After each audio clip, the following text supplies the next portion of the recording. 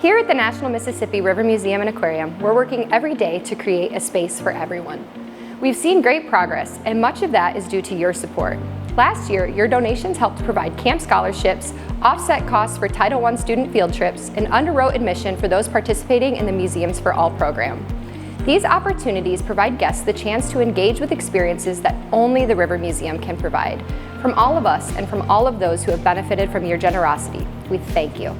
This year, we look forward to expanding our accessibility and inclusion efforts. With your support, we're excited to continue to provide opportunities for everyone to thrive here at the River Museum. My name is Nathan Poling. I am autistic and ADHD, and I work here as an educator. A common thing that autistic people are known for is that they often have a fascination or special interest, or several. And one of my special interests that I developed was buttons, but specifically I learned a lot about mother of pearl buttons, which are the buttons made from mussels. Eventually, I had enough that I was able to set up a display and start talking about these buttons. It worked out really well. It allowed me to share my passion, which gave me something that I very much enjoyed during my workday. This was my first real job, and because I've been coming here as a visitor since I was a child, I knew this would be a place I would be more comfortable with. We strive to empower staff members like Nathan to explore their passions and also to provide support on all levels for both staff and guests of the River Museum. Inclusivity is one of our core values, and this past year we were able to expand upon that and become a sensory inclusive venue through Culture City. This involved the training of our staff, having sensory backpacks available for guest checkout, creating a social story, and more. The River Museum welcomes nearly 200,000 guests annually, and when you consider the statistics on how many people have a disability, that's a lot of people coming through our doors. It takes professional development of our staff and prioritizing partnerships within our community to adapt the way we offer the guest and employee experience. Adapting the physical experience of the trip to the River Museum is also necessary to the creation of an inclusive space. River Museum reached out to Voc Rehab about a year and a half ago now regarding an accessibility audit.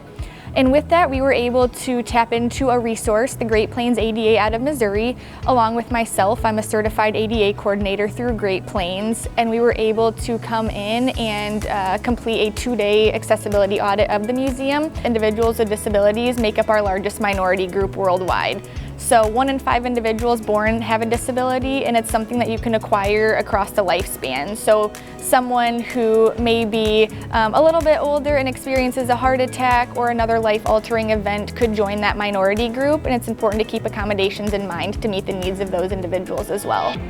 Through a partnership with Audible Visions, a nonprofit aimed at making destinations like the River Museum accessible to the blind and low vision community, we saw that there was a need for programming for those who are blind or low vision.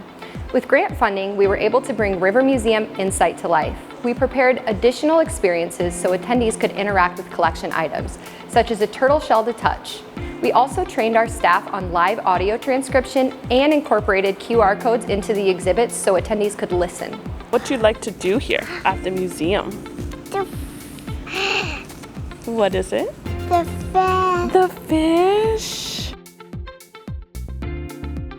Graham has Charge syndrome and he is deafblind, so he has basically no vision. He has a little bit of light perception, and so being able to come somewhere where there's more accessibility and inclusion and events that are geared towards, you know, a calmer environment, more opportunities to touch things that aren't available all the time to touch and to feel, it really helps him to understand things that other kids would just see on TV or read in books. Accessibility is so important for everyone, right? So when we're keeping that in mind, there are both invisible and visible disabilities. So when you have guests or employees coming into your facility, you don't know what they're experiencing behind the scenes, and accommodations can be so beneficial for everyone. The amount of people being identified as neurodivergent or having some sort of sensory issues is increasing as we learn to understand those problems more and more.